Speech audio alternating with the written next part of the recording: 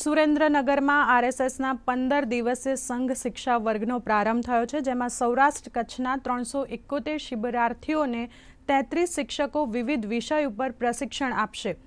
આરએસએસના સ્વયંસેવકો દ્વારા શહેરમાં સંઘ પદ સંચાલન પણ હાથ ધરવામાં આવ્યું હતું। શિબિરમાં ભારતીય સંસ્કૃતિનો પરિચય તેમજ ગૌરવશાળી ઇતિહાસ અને હિન્દુ સંગઠનની આવશ્યકતા સહિતના વિષયો ઉપર માર્ગદર્શન આપવામાં આવશે।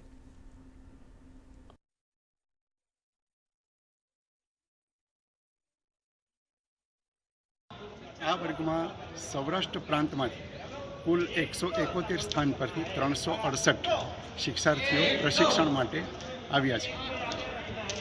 આ શિક્ષાર્થીમાં વિદ્યાર્થી શ્રેણીથી લઈને ડૉક્ટર, વકીલ, એન્જિનિયર, ખેડૂત, વેપારી જેવી શ્રેણીમાંથી શિક્ષાર્થીઓ પ્રશિક્ષણ માટે આવ્યા છે।